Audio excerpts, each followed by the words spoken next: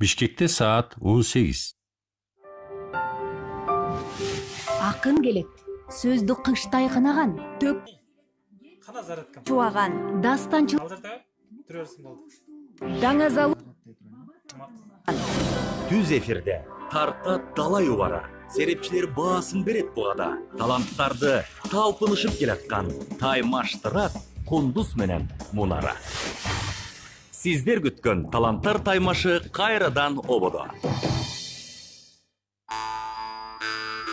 Таланттырбайм, аны алып элесиң. Мейле. Улуу будагы учку Кайттым да. оңгу кепке туналы. Учур чакты, келечекти, эртеңди төк макындар таймашынан уалды. Арыбаңыздар, ардактуу радио кармандар, жалпыңыздарга салам айтып, Кыргыз радиосундагы таланттар таймашы уктуруусун баштадык. Аны мен бүгүн Бегалы Токтогулов алып барам. Бүгүн өрүлтүп дайым ыр төккөн, токтолбой туруп шыр төккөн төкмө акындардын таймашын угасыздар. Буюрса, 1 саат алкагында биз менен бирге болуп, таланттууларды сүрөп, өнөрүнө күбө болуп, жана баягы убагы келгенде өзүңүздүн упайыңызды берсеңиз болот. Анда эмесе тааныштыралы. Бүгүн мына жогоруда айткандай, таланттуу өнөрлүү акындарыбыз студиябызга келип, катарыбызга кошулушту. Аман Жабаев жана Иманбек Жээнбеков келишти. Куш келипсиздер. Арыбаңыздар, кушуга кутмандуу күнүңүздөр менен. Маанайыңыздар кандай? Бүгүн эми сиздер менен эң алгач эфирдин башында эл менен учурашып, сиздер менен учурашып, бир студиянын ичине көнүшүп алалы. Себеби баягы акынга ошондой бир маанай керек эмеспи? Эл менен учурашып алыңыздар анда. Ассаламу алейкум, ардактуу калың кыргыз журтум. Биз келдик, күшү жакшыбыз, Кудайга шүгүр. Атайын сиздердин алдыңыздарда кичине да болсо өнөр тартуулайын деп келдик. Сиз айткандай эми кичине көнүшүп албаса, эми акын деген алдында эл болсо жакшыраак ыр чыгып, демин коштоо менен дегендей. Кыйкырыкчуу кол чабуулар менен, Берден дагы эми камеранын алдында бир аз оңтойсуз болсо керек эми бизге дагы. Эми не болсо да сиздерге кызмат кылганга аракет кылабыз. Бар болуңуздар. Ар дайым сиздердин алдыңызда ырдаш биз үчүн сыймык. Кыргыз эли, кыргыз журтчулугу ар убакта бар болуңуздар. Ошо бүгүн Кыргыз радиого келдик. Бүгүн Аман байке менен келип турам. Бүгүн баары жакшы болот го деген ойдомун, буюрса. Буюрса, чындап эле баягы жуптан дагы көп нерсе таасир этет. Экөөңүздөр баягы алым сабак айтышкан убакта бири-бириңиздерди толуктап, сүрөп, эки канаттай бир кызыктуу айтыш курасыздар деген ишеничибиз бар. Ардактуу угармандар, дагы бир ирет айткым келет. Бүгүн төкмө акындар Аман Жабаев жана Иманбек Жээнбеков таланттар таймашы уктуруусунда таймаш курушат, өнөрүн тартуулашат. Ал эми уктуруунун серепчиси Манасчы агабыз, сөз баккан, сөз кадырлаган агаларыбыздын бири Рыспай Исаков болот. Бирок бүгүн бир аз колу бошогондугуна байланыштуу. Буюрса, түз эфирди жаздырып коебуз дагы, угузуп, андан соң өзүнүн жыйынтыгын чыгарып берет. Ал эми уктуруудан аягында 3 тур бүткөндөн кийин биз угармандардын добушун кабыл алып, ал добуштарды дагы жазып коебуз. Андан соң айлампа жыйынтыкталганда акындар өзүнүн топтогон упайына жараша бири-бири менен жуп болуп кете берет. Андыктан бүгүн кам санабай айтышып кете берсеңиздер болот. Экөөңүздөр тең көбүрөөк бал упай чогултканыңыздар сиздер үчүн дагы жакшы. Ардактуу угармандар жана бүгүнкү меймандар, сиздерге 3 бөлүк тууралуу айтып берип коеюн. Биринчи бөлүктө алым сабак айтышасыздар. Ортого бир тема таштап беребиз. Ушул жерден сиздердин чыныгы талантыңыздар ушул жерден сыналат, кирип келгенде эле. Себеби баягы айтыш курганда дагы алым сабак бул оор экени баарыбызга белгилүү. Андан кийин сиздер өзүңүздөр жаттап, көкүрөгүңүздөрдө багып жүргөн терме санат ырларынан аткарып бересиздер экинчи бөлүктө. Ал эми үчүнчү бөлүктө эркин айтыш болот. Өзүңүздөр каалагандай мына ушул куттуу студия ичинде элге бир кызыктуу айтыш куруп бересиздер деген ишеничибиз бар. Ал эми ардактуу угармандар, сиздер болсо WhatsApp аркылуу 0552 39 16 10 номерине добушуңуздарды бере берсеңиздер болот. Каалоо тилегиңиздер болобу, суранычыңыздар болобу, аларды дагы сүрөөн катары жазып коюп туруңуздар. Андан тышкары бизди Facebook тармагынан, Кыргыз радиосунун баракчасынан түз эфирде көрүп жаткан көрөрмандарыбыз бар. Аны кесиптешибиз Адилет Артыкбеков көрсөтүп жатат. Көрөрмандарга да кол булгалап койсоңуздар болот. Ассаламу алейкум. Көрөрмандар дагы өзүнүн тилегин комментарийге жазып, өзүңүздөр акындарга дем күч берип туруңуздар. Жогоруда Аман айткандай, чындап акындарга элдин сүрөөнү, кубаты дем берет. Эми Кудай деп буюрса ийгилик болсун деп биринчи турга киришели анда. Биринчи турга. Биринчи турда алым сабак айтыш болот. Сиздердин ортоңуздарга тема таштап берели. Мынакей кылычын сүйрөп кыш кирип келди. Бишкек шаарында кече кар жаады. Кыш деген теманы ортого таштайлы. Кыш менен кандай айтышасыздар? Алым сабак менен баягы өзүңүздөрдүн өнөрүңүздөрдү тартуулап бериңиздер. Ал эми жалпы угармандар сиздер дагы баа берип акындардын дараметин байкап отурсаңыздар болот.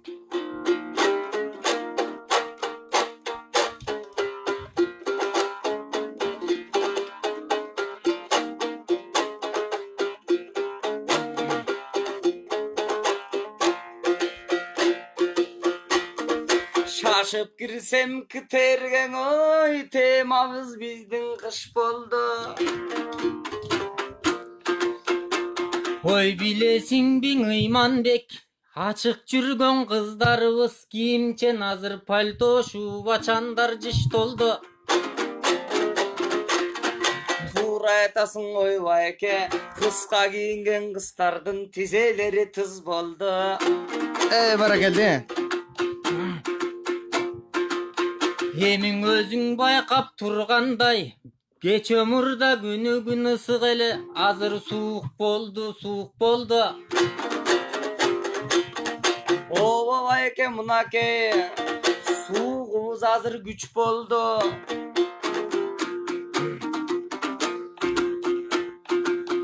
Унаалардагы жолдордо тандай албай калышар түз жолду.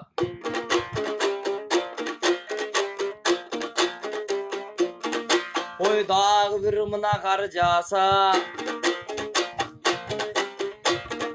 көчөлөр байке муз болду. Төгөт электеп биерге биз тоңдуруп келдик кис колду. Эми мезгилдерди карасак байке кыш деле чындап керемеп. Өзүң айткандай жаниним, кыш мезгили сонунда кыштан башка не керек? Каралай басабыз карларды, асмандан карың себелеп. Абданбай деген өлкөлөр Араптагы баарысына кыш мезгилин берелек. Баракет. Бизде болсо жыргалго, баарыбыз мында жүрөбүз аппак карды тебелеп. Бирок ошол чет жакта кар жаабаса бардыгың өстөрүн жүрөт жемелеп. Ой кыш келгенде элең бизде аппак карлар эленет.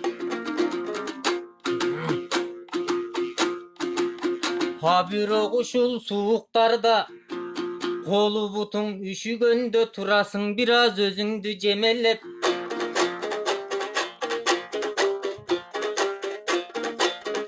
Ой байке колу буттуң үшүтүп, жаш кестиң эске саласыз.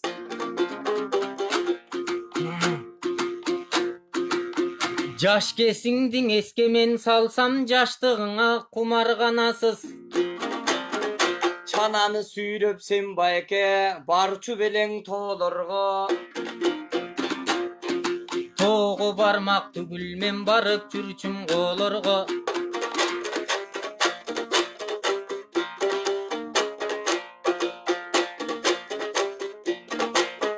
Мустеп мынан ойногом балалык жыргал эмеспи. Тоңгонуңду билбеген чалалык жыргал эмеспи.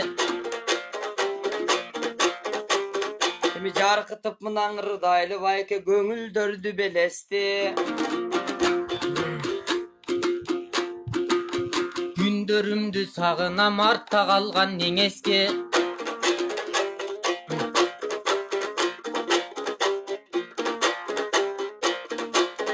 Мен дагы байке жаш кесте тепкем далай мустарды.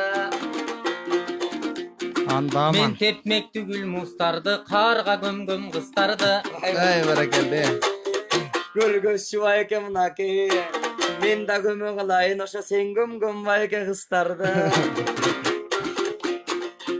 Ой, жаш кезимде көмгөн кыздарга бул жаш бала неге суктанды?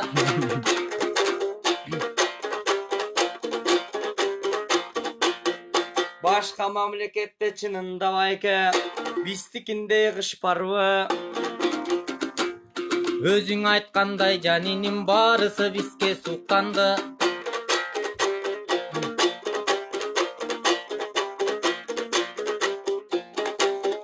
Ушул биздин Кыргызстан бейиштен эле чыкканбы? Бейиштен чыккан дейсиң го, кереметтүү жерибиз бейиштен сонун жыттанды.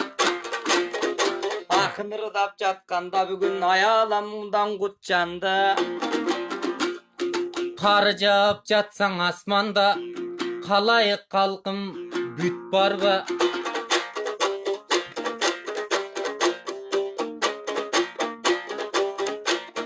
Кыш келип мына чынында, аялам бүгүн сууктанды. 90 жолу сен алып берге тоңдуруп келдиң буттарды. Ой, эшикте байке карасак, үшүтүп атпайбы бүт жанды. Бунун ичи жылуу экен да, самабай сен да турасың, эшик жака чыкканды.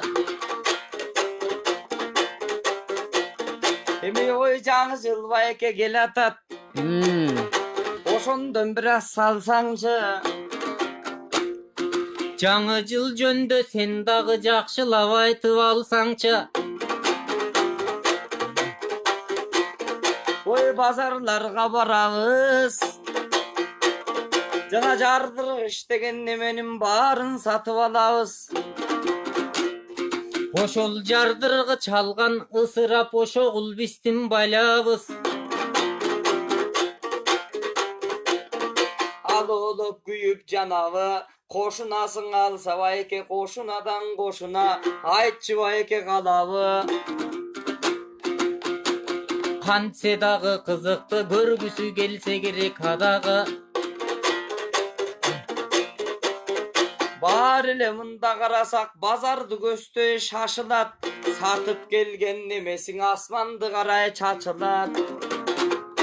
Ап келген кымбат салюттар асманга тип-тик атылат. А бирок жакын келген айванаттарды байке башка жака качырат.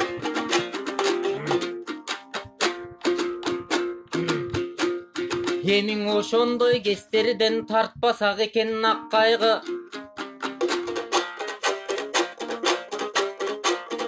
Тарсылдап атса Кыргызстан береке качып атпайбы? Кантейин кыргыз элибиз андайларга шашпайлы. 12-де тамагын ичип алып мынакей, бата кылып мынакей жакшыраак уктап жатпайбы? Салют алчуң акча тыйынга, карылар үйгө белек алып каттайлы. Эмиң акындар айткан сөздөрдү көңүлдөргө сактайлы. Эй, ошол ыймандан кетип акчалар, калкым ысырап болуп жатпайбы? Баракелде. Баракелде. Кол чабуулар, мен жалгыз болуп атпайм, сиздерге дүркүрөтүп кол чапкым келип атат ушундай бир. Жалгыз колуңуз дүркүрөп атпайбы бизге? Мынакей ардактуу угармандар, бүгүн таланттар таймашында Аман Жаабаев жана Иманбек Жээнбеков алым сабак айтыш курушту. Кыш деген теманы ортого салганбыз. Мына ушул кыш темасында экөө кызыктуу бир алым сабак куруп берди деген ишеничибиз бар. Сиздерге ушул жерден бир аз суроо берип маектешим келип атат. Кайсыл жерден болосуздар жана ал жактын кышы кандай? Негизи сиздер ырыңыздарда айткандай, кыргыз жери бейиш десек болот, керемет жер. Жаз десең жаз убагы менен келет, күз десең күз убагы менен келет, кыш десең кыш убагы менен келет. Бирок баягы ушул Кыргызстандын ичинде дагы 7 дубаныбызда 7 башкача кыш болот, Сиздер өзүңүздөрдүн жериңиздер тууралуу айтып бериңиздер. Мынакей Аманды билебиз, Эсен Аман Жаабаевтар экөө тең мына акындык өнөрдү аркалап жүрүшөт. Буюрса Facebook'тан дагы бизди Эсен Жаабаев көрүп, ийгиликтерди каалаган экен. Келиңиздер. Бар болуңуздар. Рахмат. Мен ошол айта кетсем, мен аябай кышты жан дилден өткөргөн, кышта аябай сескен, кышта үшүгөн жигитмин десем болот жаш кезде. Анткени мен нарын өрөөндөн болом. Костюм шындап чоңойгон экенсиң. Ошол кышты аякта кыш бала чакта аябай жакшы болгон. Тоңу ошол буттан кар кирип кенедегисте суукту билбей. Анан багырдаганыбыз дагы көбүнчө чүй демесин нарында ашаганды билдирди деп ойлойм. Улам эле сууктайтты банда. Ошол биз өзүңүз сурап кеткендей биз таластын кулуну болобуз. Таластан чыкканбыз. Аякта таласта деле суук ошо нарынга жетпесе керек, бирок ар бир жердин, ар бир элдин өз керемети бар дегендей. Кыш бизге дагы кыштыгындай суугун көрсөт. Кичинекейибизде чанасы үйрөп эле ошо оюнун үстүндө жүрчүбүз. Азыр бир мындай ойлонуп кетем, кышында биз жаш кезибизде окуп жүргөн кездерде чана сүйрөп көп ойночу элек көчөгө баары сопурап чогулуп жана кыздарга көмүп, кыздарды каарга көмүп, алар кылыктанып кайра балдар соютканда хоккей ойноп, чана тебип эле. Азыр кейиткен бир эмеси ошо жаштарда жок болуп бараткандай да ошол нерселер. Соткага кирип алып, PUBG деген оюнунан башы чыкпай, интернет деген күчөп кетти ушундай. Эми ошол кездеги жыргалды көрүп калганыма кубанычтамын. Сиз Нарындын кайсы жагынансыз? Нарын район мурунку аты Калилин, азыркы аты Ташбашак. Сиздер бала кезде кышында эмне оюндарды ойноп жүргөнсүздөр? Бизде эң кызык жери менин үйүмөн кичине ылдый басканда биз тоонун түбүндө жашайбыз да. Нарын тоолу эмес. Тоонун түбүндө 5-6 ылдый басканда эле мындай канал бар болчу, уй айдап чыкчубуз да. Ошол бетте бир атайын айыл бүткел тепчүбүз окшойт. Өзүнчө бир зилдей болчу. Бүткел теп, ошол эптөөлүү уйга чөп сала калып, эптөөлүү үйгө отун жара калып эле чананы бир колго кармап алып эле чуркачыбыз ошол жака. Анан ошол жерден бир кызыктуу күндөр көп өткөн да. Мынакей кыш аркылуу кышындагы балалыгыбызды бир эстеп алдык. Эми экинчи турга аттаналым. Экинчи турда жогоруда биз айтып өткөндөй эле терме санаторлорунан аткарып бересиздер. Өзүңүздөр каалаган, окуп, жаттап жүргөн кимиңиздер баштайсыздар? Саңгарлыкты баштап бересиң. Сиздер ооба, келиңиз. Исмаил атабыздын Карлык деген ырын ырдап берейин. Исмаил атабыз караганда күйгөн ыр деп чыгарган экен. Эми саптары терең философияны камтыган. Өзү аткарып атканда дагы Туганбай Шабданбаев атабыз маңдай чыгып эми караганда күйгөн ыр десе айткан экен. Караганда, ой караганда кайдагы күйгөн сүйгөндөр. Күйгөн сүйгөн жаш кезде болот десе айткан экен. Эми угуп туруңуз аягына чейин, кээ бир сабына үйгө баргандан кийин түшүнөсүз. Тамаша. Анысы карадай баягы бизге дагы бир ой таштап койдубуз окшойт, биз дагы кунткой угуп туралы. Ардактуу угармандар, сиздер болсо WhatsApp аркылуу 0552 39 16 10 номерлерине добушуңуздарды берсеңиздер болот. Бүгүн Аман Жабаев жана Иманбек Жээнбеков таланттар таймашында азыр кезек терме санаторлорун аткарып берүү үчүн Иманбекке келди. Мени капа кылып баратат ушул карлык деген бир нерсе. Ой мен кайгырбай тилем тим келсе, белгилүү жерден бел талдым, эрчемдүү далай жер далды. Үйүңдү күр карылды, ушул чагайын эл далдың ой. Кайран бала чагымды кайгырып көнүм сагынды. Түшүнбөм ошол мезгилим, түтүнбү чокпу жалымбы. Ойно бала чагымды ойдонуп көнүм сагынды. Куурудай тик тинтип чыкчы элем мен уйкуда жаткан айылды. Кызматта жүрүп чалыгып чарчаган күнүм болбогон. Иштен колум бошосоң илбесин издеп ойногон. Санасам ошол мезгилим дойзакымго деп ойдум. Ey barakelde. Kaltardı serken gayran başkarıp getip toy varatan. Katkırıktan gülgüden kalıp getip toy varatan. Kıranine gayran baş kalıp getip toy varatan. Kırgoldan tülküden kalıp getip toy varatan. Жаңылбай салған жорғылем мен жаспаймын деген ой ділем. Өрчүй салған жорғылем өзгөрбөн деген ой ділем. Жашыл гүлелем қырдағы мен жалыр челем қиланы. Қызыл гүлелем қырдағы мен қылчақтат челем қиланы. Өкчөгөн чүкөм қончеле өзелең ай көр болчеле. Қалчаған чүкөм қончеле қайқалабай көр болчеле. Бәрекелді. Там таңдап атсам тағынып, аралассам жаштарға ақсақал деген ат қойып. Айдың көлдің қуларын мен айлантып талай қуғамын. Абайлабай жүріп мен ай төбеден туғаным. Алыс қалдың үлпілдік, андағы соның құрағым. Алтыным деген сөздерден, уй менің ажырап қалды құлағым. Мұз шайнасақ аш болып сызға жатсақ тердеген. Бала кезек бір сонун барына мойын бербеген. Қоңыр олу құш елек қол жетпес серден сермеген. Далдаға түшіп айланып далай бір қолдан жемдеген. Ошондың аз олордың үйретіп біз қашанақтарды қармадық. Қайран ошол мезгілдер келбей бір қалдың айланып. Чарчаған жерге қийшайып қазір чай ішүй болдық жайланып. Жаш кесте көрдік жыр қалды жалынды ыңырлар далды.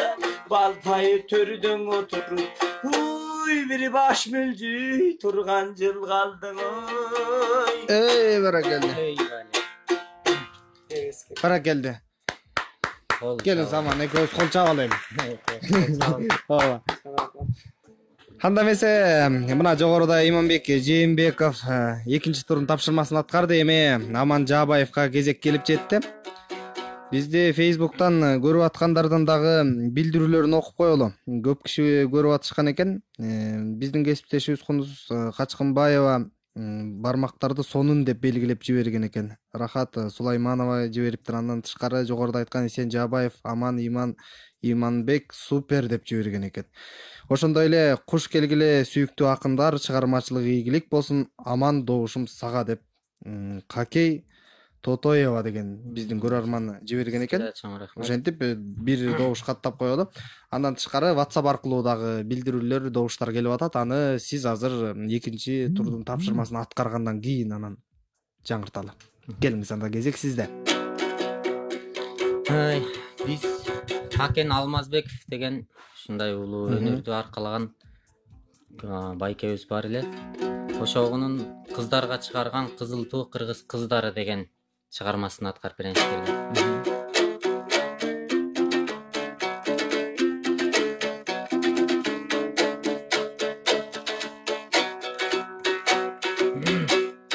Сырдашым кумарды жазарым, сыздасам күйүт басарым, каткырсам кошо каткырып да кайгырсам каба качарым, тепкедей чактан жанашып тең көргөн жыргал азабым, ыргагы жанган ырахаттан ыр менин ыйык мазарым, кыялым менен чабыттап кыдырсам ырдын базарын, кылчакта булам кайрылып кызылга түшүп назарым, комузум эми таң шигүр эмесе козгойлу бузбай катарын.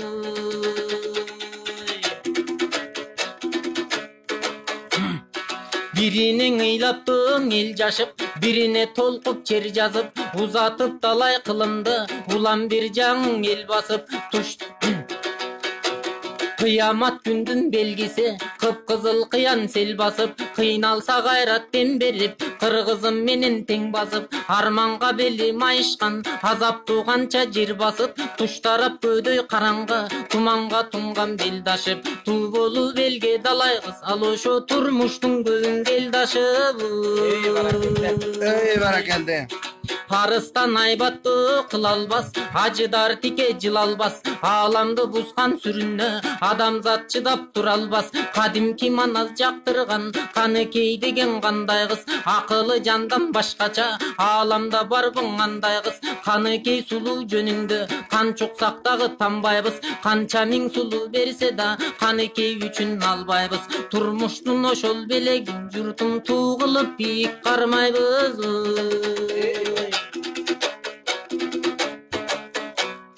Канча миң кылымды саналды, канча миң адам жаралды.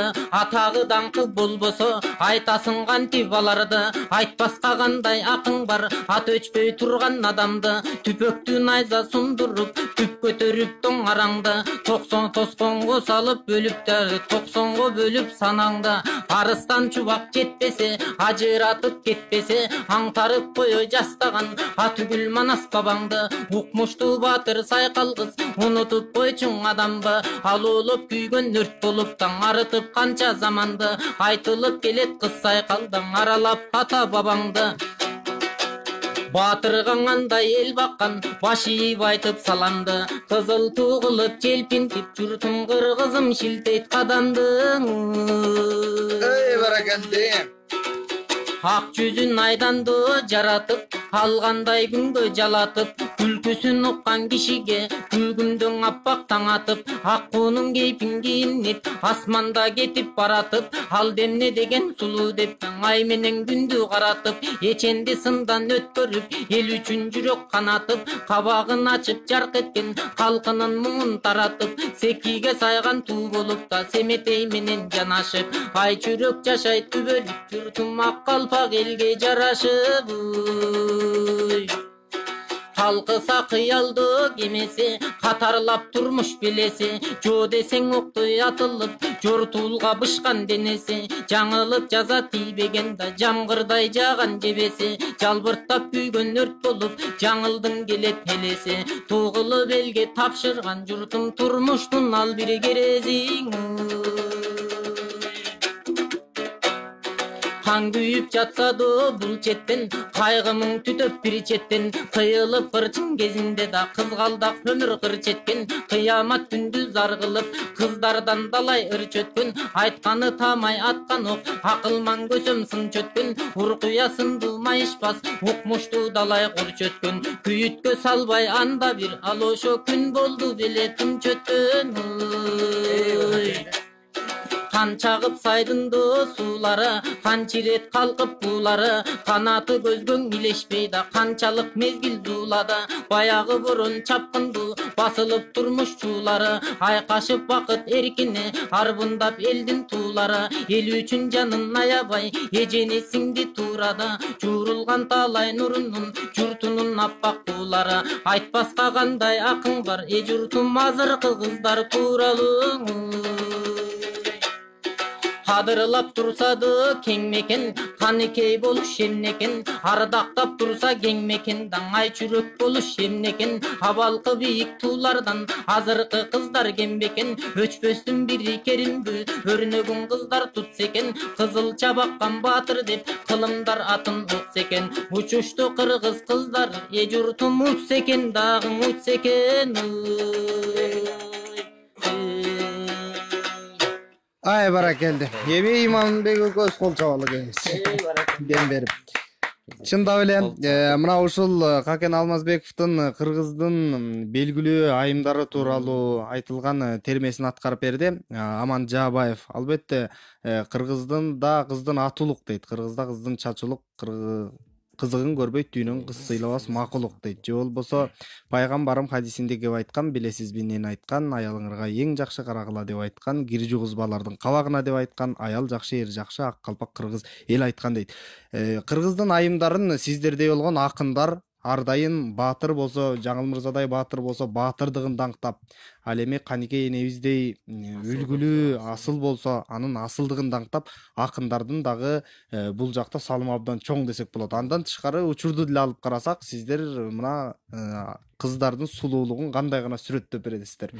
Баягы сөздүн күчү менен десек болот.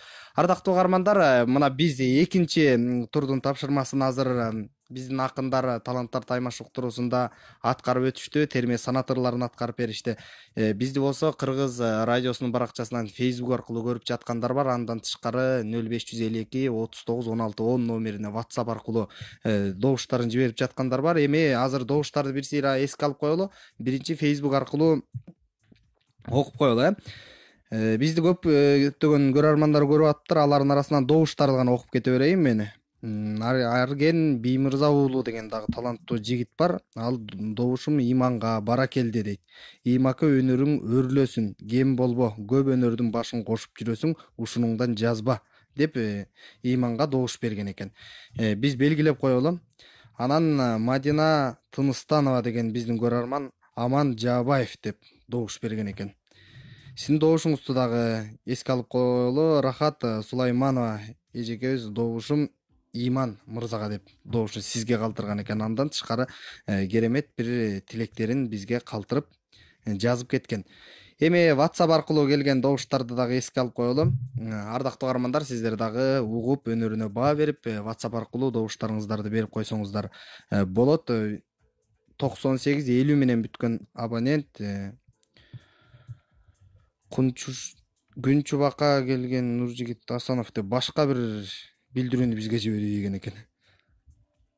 Биз добуш экен деп абдан сүйүнүп атканбыз да. Добушум Жээнбеков Иманбеке деп 6551 менен бүткөн талант аттуу угарманыбыз WhatsApp аркылуу өзүнүн билдирүүсүн калтырган. Ошондой эле 9514 менен бүткөн абоненттин ээси саламатсызбы, добушум Жээнбеков Иманга дейт. Имандын добуштары алдыга озуп баштады. Угармандарың, күйөрмандарың дагы жакшы колдоп аткан окшойт. Саламатсыздарбы Кыргыз радиосу, мен Аманга добуш берем деп 8210 менен бүткөн номер бизге билдирүү калтырган. Мынакей, биз добуштарды каттап койдук. Ардактуу угармандар, сиздер дагы азыр талбай жибере берсеңиздер болот. Буюрса биз таймашыбыздын белине келип калдык. Эми соңку бөлүк бар. Эркин айтыш болот. Бул айтыш дагы абдан кызыктуу болот деген биздин ниетибиз бар. Ага чейин бир аз маектешип туралы эми, сиздерди кечке ырдатып, үнүңүздөрдү бүтүрүп кыйнай бербейин. Себеби төгүп атканда кандай гана ойлонуш керек. Саптын аркасына сап кураш керек, саптын аркасына сабылаш керек дегендей. Мен сиздер менен ушул терме санаторлору тууралуу сүйлөшкүм келип атат. Ушул терме санаторлорунун баягы жаттоо, ырдоо кандай пайда алып келет? Кандай изденүүгө баягы өзүнүн жардамын берет? Бул эми баягы ар бир нерсе уланат дейт го, уланбаган ааламда нерсе жок. Эми түрктүү эле баарын жараткан киши жок. Акырындан бирөөнөн көрөт, окшоштурат дегендей. Бул термени окуганда бул аң сезимди аябай ачат да. Анткени баягы оюңа келбеген нерселер ушу терменин ичинде болот. Анан окугандан кийин деп бир тармак ачылып баштайт, уже билбеген нерсең дагы бир тармагың ачылат. Анан өзүң ошондой эле колуң көнөт, тилиң көнөт. Термен ырдаганын бир пайдасы колуң көнүп, тилиң көнүп, үнүң келе берет. Экинчи пайдасы баягы эле эмнени айтсам деп жүргөн кезде ошол тарапка багытка ой ачып берет. Мисалга эле алсак, мына каарылыкта бул Иманбек жакшы ырдап кетти термен. Термеде болсо каарылык жөнүндө мындай ой чабытың жок болуп атса, бул термени уккандан кийин ой чабытың дагы да ачыла түшөт да. Бияк тармагы да бар турбайбы, тигиндей да бар турбай деп. Жана бул камтып, мындай ороп айтылган саптары менен көбүнчө ошол менен чыккан да. Биякта деле кыздар жөнүндө эмнени айтам десең, мынакей турат.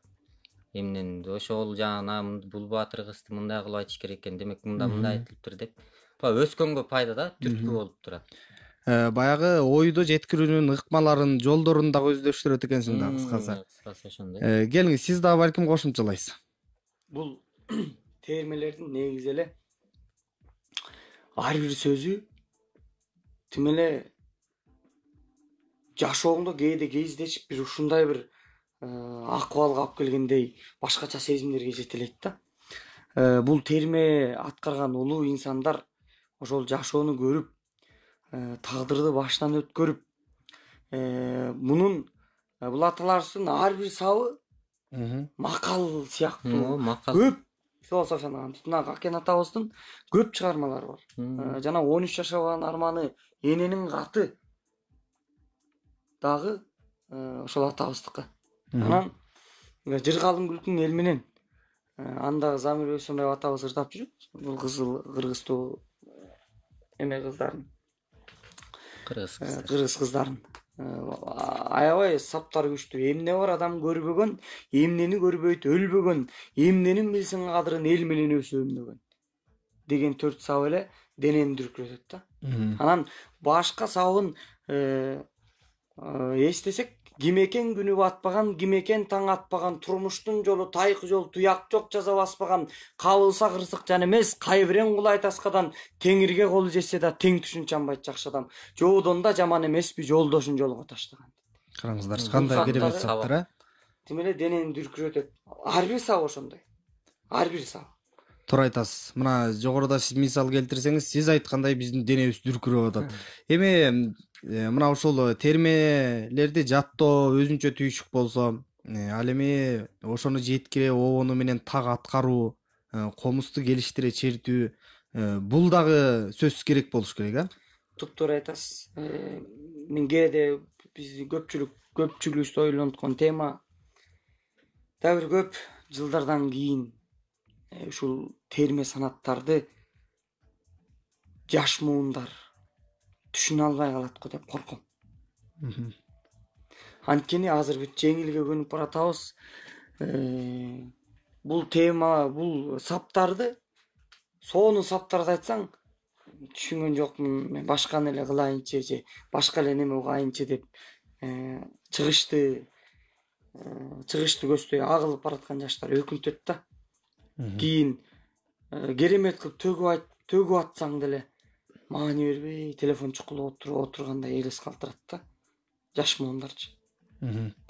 Баягы эстебес атабыз, Тууганбай атабыз баягы ушул замандын акыны болуп калганына Кудайга шүгүр деп айткан бир сөзү бар экен. Ушул замандын акыны болуп калганына депчи. Илгеркилер сөз багып ар бир киши сөз менен жашап, баягы жан дүйнөсүн Саякбай атабыз манас айтса, ошол дүйнөгө кирип, бышып аткан аны калып, ыйлап аткан баласы калып, жаан жаап атса дагы ошол Саякбай атабыз тайторуну чаап келаткан көзүн жумуп алып элестетип отурушкан экен да. Анан азыр керемет сапты айтып атсаң, түшүнбөй атса бер жактан кичине түшүнбөгөнүн көзүнөн байкап, жакшы, бир чети өтө ойлондурчу маселени айтып атасыз. Бизди Facebook аркылуу азыр байкап турсам, акындар дагы көп көрүп атышыптыр да. Балким азыркы баягы ушул доордун акыны катары ошол жаш муундарга түшүндүрүү, жеткирүү, ушул өнөрдү баягы көкүрөгүнө сиңирүү балким ошо биздин милдет болуп жүрбөсүн. Туптуура айтасыз. Кандай жолдор менен мисалы жеткирсек болот, тартсак болот, түшүндүрсөк болот? Бул эми көп жолу бар. Биз жанагы анткени эстрада жагы жанры муз каналынан эле көбүнчө көрүнүп, биз ошол могу каналдардан көбүнчө коюлса, анан ушундай мына жакшы башталып келатат. Ушундай радио болобу, башка теле болобу, көп тармактардан аракет кылсак болот го деген ойдомун да. Рахмат, мынакей жакшы маек болду. Дагы мен сиздер менен маектешсем, бир топ убакытка сүйлөшүп отургум келет. Себеби сиздер менен сырдашкым келет. Сиздердин мына ушул улуу өнөрдү аркалап жүргөн өнөрүңүзгө биз сыймыктанабыз, кызыгабыз дегендей. Эми болсо анда 3-чү бөлүккө өтөлүм, убакыттан уттурбай. Себеби сиздер мына атайын келгенден кийин, бүгүн жалпы Кыргыз радиосунун угармандарына өнөрүбүздү тартуулайбыз дегенден кийин сиздерди ырдатып, төктүрүп калалы. Эми ардактуу угармандар, дагы бир ирет эсиңиздерге салып коеюн. Бүгүн Аман Жаабаев жана Иманбек Жээнбеков таланттар таймашында таймаш куруп, өнөрү менен бири-бирин сынап, эңишип турган чагы. Сиздер болсо кунт коюп угуп өзүңүздөрдүн добушуңуздарды берсеңиздер болот. Биз менен бирге болуңуздар, кызыктуу айтыш болот деген ишеничибиз бар. 3-чү бөлүктө эми эркин айтыш менен сиздерге анда кезек бердик.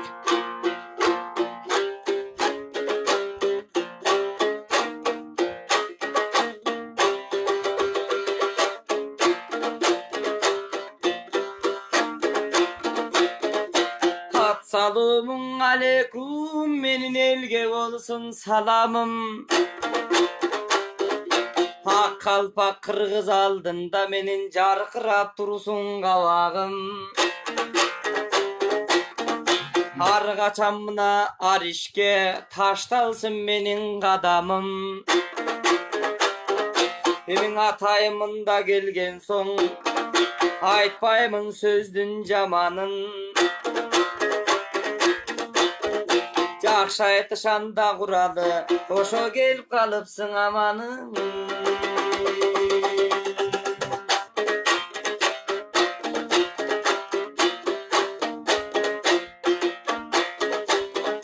Urtungdan gülkün sögülböye Jetayday buldun aman bayke hırların senin tögülböye. Hemi genen ırdap sen ötkün degi kayda jürdün görünböye.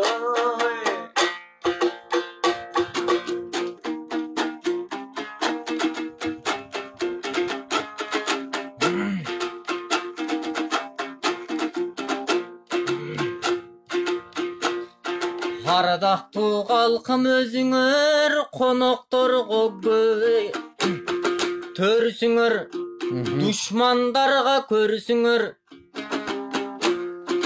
ак пейилген өрсүңөр даңанан калысты кадой көлсүңөр алымдар көп залим жок Аллага жакын элчиңер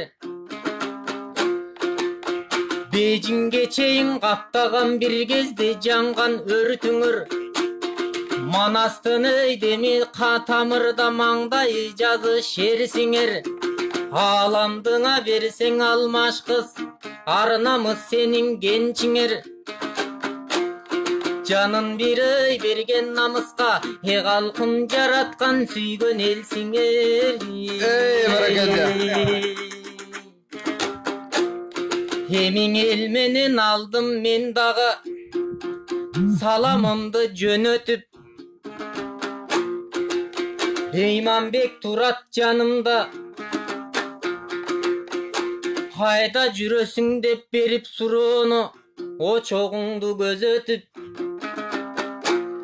Анда месең айтайын ардагым менин Ыйманбек Мен Турцияга барып келделем Жетай ошол жакты көрделем Кыргызстан бир аз ажырап аяктын абасына көнделем Бирок дагы айтарым Кыргыз деген негизи кыйладан келген берекем Кыргызым деген ал өзү кыйладан келчү сен экен Анда месе карасам комузум менин баштагын Кооз кептерден аштагын болбосо буулуксаң комуз баштагын бугуңдуң ичтен ба айдагын сезимдер болсо чырактай анда себелеп бүгүн жандагын болбосо тарыхын карта чучукмай калкым тамшанттың дүйнө бар жагын өскөндөн пайда болор дейм Чиркин өткөндөн талим алганың Улуулар белин жоруткан урпактын көрүп камдарын Уулуң апа урпакка пайда бербесең андан уулуңа жолду тандагын Бирок азыр айтарым Кыргызстан калааңдың издеп таба албай кызыктуу жумушка бара албай Кытайдан кийин биз болдук кыдырып өлкө жан жагын Антсе дагы калайык менетке айтам барыңды ойлонуп көргүн ал жагын болбосо тиш жукуш үчүн эт керек тил безеш үчүн кеп керек ойлонор балким ал жагын тулгасың ойголуп менеттин казанында кайнагын анаң кол жорутуп иш кылсаң калкым кор болбой жашайт балдарың Баракалла. Кыскасы мунуң айтканым мен чет өлкөгө мен бардым иштеп ал жактан айтор жумушка кетти тең жармым өнөргө кетти тең жармым бирок ал жакта калганым жокко ал өзү сен менен айтышууга бүгүн мен бармын Эми кезеги Ыйманбекте.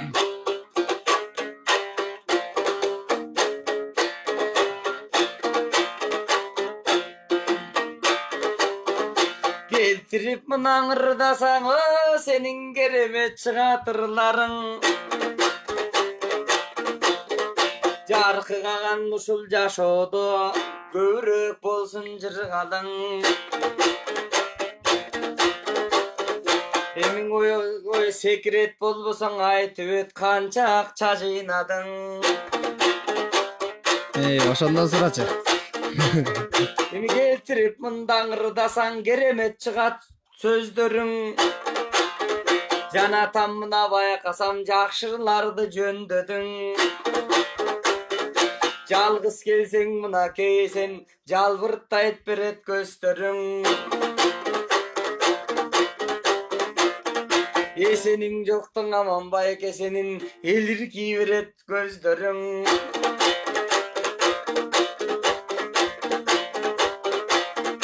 алоолоп күйүп жансам дем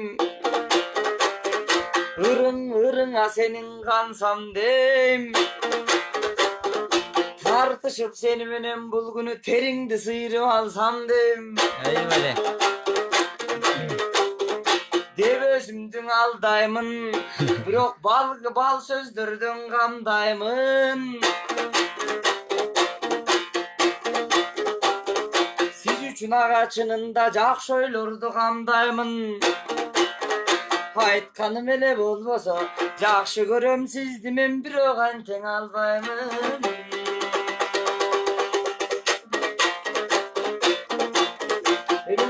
мына жашоодо байке чынындан алоолоп байке жандыңбы ырас айтып кептердиң ырыма бир аз кандыңбы Түркияга барыпсың байке түркчө үйрөнүп калдыңбы ой канда Аман Жабаев да кезегеми бир 2-3 соол ташталды окшойт Ой ал жактан келип мен дагы минтип элимдин көрдүм сыйларын элимдин көрдүм жыргалын бирок элим уктуңар бул шок бала эмне кылып турганын Канча акча жыйнадың деп турса менин келет ыйлагым акча эмес ыйманың акылың болсо башыңдан андан ак батадан жыйнагын мен ал жактан акча жыйнап жүргөн жерим жок ал жактан бир гана ак батаны жыйнадым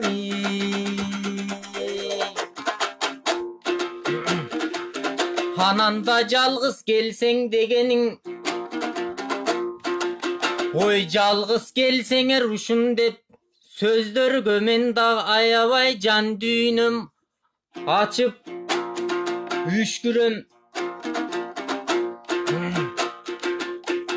бирок эсен экөөбүз бир келсек экөөбүздөн бүгүндө сага чыкмак күчтүүдөм анткени бул айтып жаткан себебим экөөбүз арыстандын жаагындай асты эсен үстүмен баракелде анан бирок билесиң арыстандын оозунан аюу кирсе да соо чыкпайт ал жагын ойлоп бүт билем ой анан жалгыз келсем ушунча болуп жатасың эсен экөөбүз келгенде өзүңдү тааныбай калмак окшойсуң бүскүдөн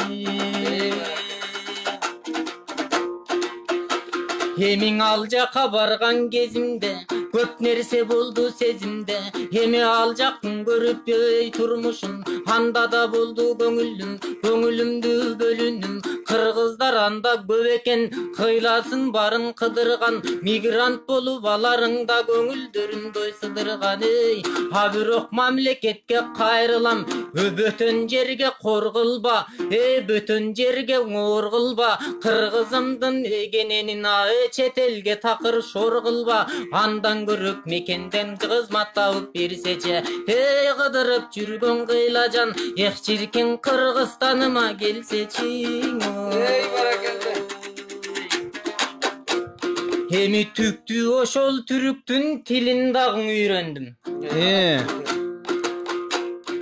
анан ойлорум кыял бүт соруп дилин дагы үйрөндүм кандай жерден кандай болорун жинин дагы үйрөндүм Ал жақтан қандай аба ырайы күнін дағың үйрендім ей. А бирок саған айтарым, түрікті таштан алысқа, ыйманым қырғызтын кең дастанын үйрөнгүн. Баракелді. Эми Иманбек сен бир жооп бер, андан кийин анан аяктайлы.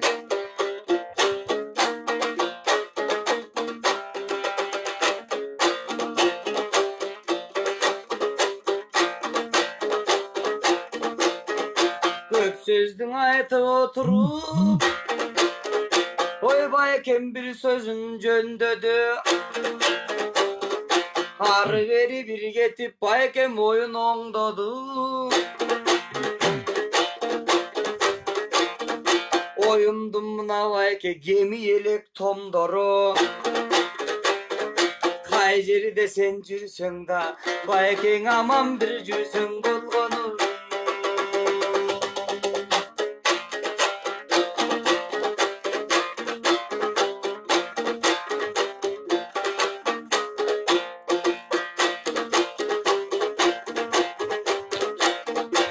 Арғачан мына жашоодон, арғачан байкең өнүңүз. Жакшылыкты байкебай жашоодон жакшы көрүңүз. Карылыкка барганда бейиштей болсун төрүңүз. Күскүдөн көргөзөм дейсиң өзүңдүн ал жагынан жөнүңүз. Ойлону бербей жаманды, байкең алдыны көстө yönүңүз. Баракелді. Ай бале. Чоң рахмат. Мынакей ардактуу угармандар, Аман Жабаев жана Иманбек Жээнбеков 3-чү бөлүктү дагы эркин айтып куруп, мынакей тамашалашып, чымчылашып, керемет айтыш курду деген биздин ишеничибиз бар. Эми биз болсо ардактуу угармандар, упайларды, добуштарды кабыл алып баштайлы. Сиздер дагы байланышка чыгып өзүңүздүн добушуңуздарды берсеңиздер болот. Аман менен Иманбек. Азыр мен номерлерди айтып өтөйүн, ушул номерлерге байланышыңыздар. 0705 65 66 10, 0312 39 16 10 номерлери кызмат кылып жатат. Байланышка чыгып өзүңүздүн добушуңуздарды берсеңиздер болот. Бизде азыр байланышта угарманыбыз бар экен. Десек эмнегедир байланыш үзүлүп калды көрүнөт. Анда биз WhatsApp'тагы добуштарды кабыл алып берели. Биринчи Facebook тармагынан түз эфирден көрүп жаткан көрөрмандарыбыздыкын алалычы. Элеман Гелдибеков билдирүү калтырган экен. Иман үкөм менден сага бир добуш дейт. Элеман дагы сиздерди көрүп, сиздерге добушун берип аткан экен. Андан ылдый жыла турган болсок, жогорудагы биз эсептеген добуштар экен. Ошондой эле Мундузбек Борунчиев деген дагы жаштуу өкмакым бар. Ал дагы сиздерге добушун берген экен. Имаке денени дүркүрөтүп сүйлөгөнүң үчүн сага бир добуш дейт. Жогорудагы сүйлөгөнүңө таасирленип калган окшойт. Бизде азыр угарманыбыз бар экен. Саламатсызбы? Ардактуу угарман, сиз байланыштасыз? Алло. Кош келипсиз. Утман кечиңер мен токтогул. Мен ала беренен чалып атам, Манархан апагар жана карлыкты даган бала берем добушумбу. Карылыктырдаган Иманбек Жээнбековго добушун берди Анархан апабыз. Менин болсо атамдын фамилиясын, атамдын атын айтып кетип калды. Анархан апабыз ар дайым бизде угуп, сиздей болгон таланттар сүрөп жүргөн угармандарыбыздын бири. Бизде кийинки байланышта угарманыбыз бар. Саламатсызбы? Ардактуу угарман. Саламатсыздар. Кош келипсиз. Атыңыз? Атым Нурия. Кимге добуш бересиз? Мен жөнүндө оюмду айтып коеюн деп турдум да. Кыска гана, келиңиз. Ошол Алпару чыгар. Жаңылбасам, ыр жарышып жүрөт, акын. Ошо акындар келгенде, ошо акындар Алпарган жакшы окшойт деп койдум да. Ошол эле оюмду айтып. Акындарды Алпар жүрөрүңүз дегенде ойду айтып коеюн деп. Чоң рахмат. Ушунча чыккандан кийин жок дегенде экөөнө бирден добуш берип кетпейсизби анда? Мен Менин ордума менин атыма өзүң тандап туруп бирөөсүн берип койчу. Макул. Рахмат. Нур эже байланышка чыгып өзүнүн пикирин айтып кетти. Биз болсо кийинки угарманыбызды катарыбызга кошолу. Саламатсызбы? Атыңыз? Саламатсызбы. Кош келипсиз. Мен добушумду Иман Жээнбеков коём. Иманбекке дагы бир добуш катталды. Биз болсо эми кийинки добуш берүүчү угарманыбызды катарыбызга кошолу. Саламатсызбы? Алло, ким бере аласызбы? Кош келипсиз. Атыңыз? Рахмат, Токтогулдан апаңар. Бул эки бала такталат, дагы айтышат. Ооба, сиздердин сүрөөнүңүздөр менен. Айланайдар. Аман эчен болуп жүрө берсин. Ылайым эле ушундай төк макым болушун айланып кетейдир. Аман болсун анан. Экөөнүн тең эле берейин дедим эле. Бирөөнө берейинби? Экөөнө тең эле бере бериңизчи. Мейли. Экөөнө тең эле бирден упай айланып. Ооба. Рахмат. Упайдын саны көбөйүп кете берсин. Биз болсо кийинки угарманыбызды катарыбызга кошолу. Алло, саламатсыңарбы? Кош келипсиз. Атыңыз? Мен Караколдон Роза эжеңиз. Мен экөөнө тең берейин дедим эле. Рахмат. Чоң рахмат. Мени чоң рахмат. Негизи шарт боюнча бирден гана катышуучуга берет. Мен болсо бүгүн баягы кесиптештеримдин жоктугунан пайдаланып сиздерге кенен кесир жардам берип алайын. Себеби айлампа болгондо баягы балдын, упайдын көптүгү таасир берет болуш керек.